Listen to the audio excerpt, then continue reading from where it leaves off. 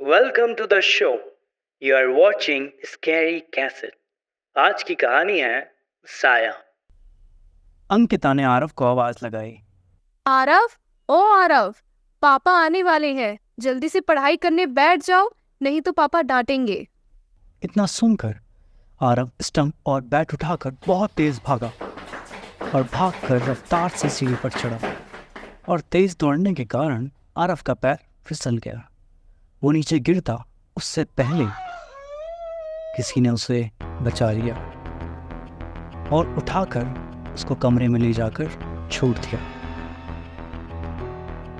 आरव 7 साल का नादान बच्चा क्या ही जानता भूत प्रेत के बारे में। उसे बहुत मजा आ रहा था, जैसे उसे कोई नया दोस्त मिल गया हो। रात को खाने के टाइम उसने मम्मी पापा को सीढ़ी से गिरने वाली बात बताई कि कैसे उसका पैर फिसला और वो हवा में उड़ते हुए अपने कमरे तक पहुंच गया।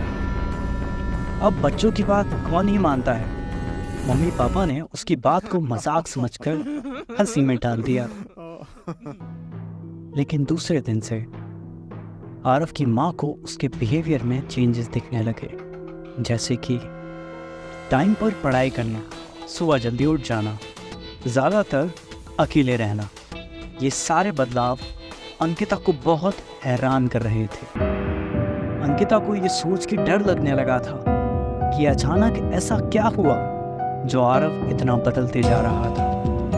एक दिन अंकिता ने सोचा, क्यों ना मैं ही इस बात का पता लगाऊं कि आखिर क्या हो रहा है आरव को। अंकिता सीढ़ी चढ़कर ऊपर पहुंची। आरव के कमरे से हंसने खेलने की आवाज आ रही, मानो जैसे वो किसी के साथ बहुत मजे से खेल रहा हो। अंकिता ने कीहोल से देखा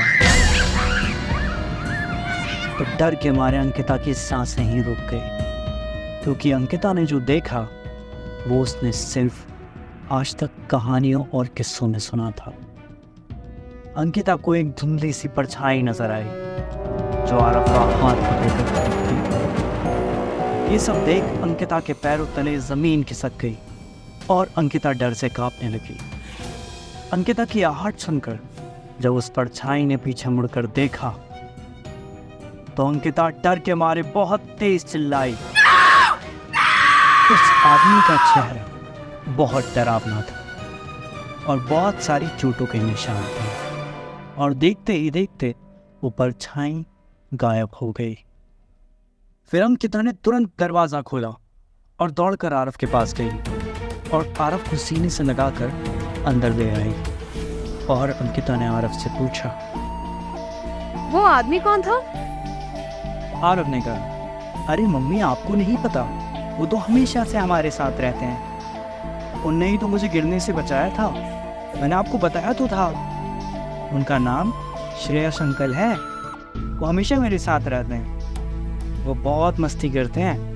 आपको पता है, वो कभी कभी मेरे साथ स्कूल भी जाते हैं। श्रेयस, ये नाम अंकिता को सुना सुना लग रहा था, पर उसे याद नहीं आ रहा था।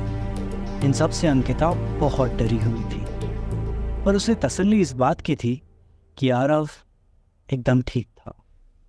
कुछ दिन तक ऐसा ही चलता रहा। अंकिता को अब आरव की चिंता सताने लगी थी। कुछ दिनों बाद स्कूल में एनुअल फंक्शन था, तो अंकिता आरव को 12 बजे स्कूल छोड़कर घर आई। वो बहुत परेशान थी।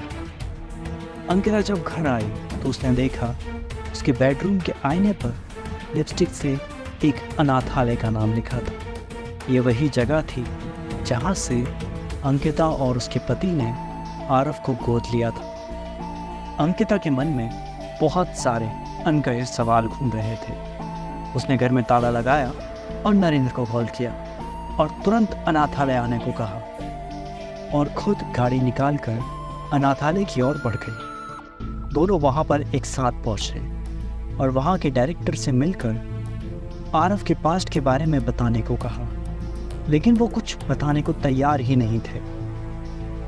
लेकिन जब अंकिता ने वो सारी घटनाओं के बारे में बताया तो डायरेक्टर साहब सब सच बताने के लिए राजी हो गए।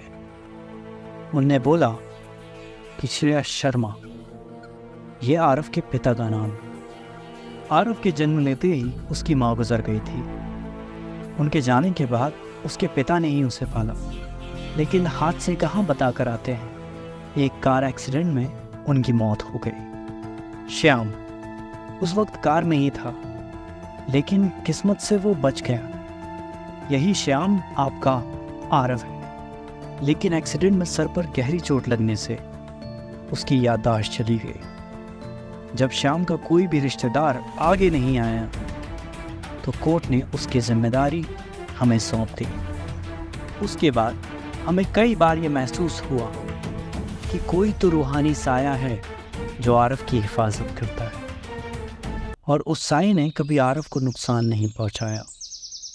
ये सब ठीक से समझने के बाद जब अंकिता और नरेंद्र अपने घर पहुंचे, कमरे में बैठकर बातें कर रहे थे, तभी उनको कमरे में एक अजीब सी रोशनी दिखाई दी और लिपस्टिक हवा में उड़ने लगी और सामने वाले आईने पर लिखा, मेरे श्याम को पढ़ा लिखा कर एक अच्छा इंसान बनाना, यही मेरी आखिरी इच्छा है। इसके बाद एक आवाज़ आई, मैं हमेशा श्याम के आसपास हूँ।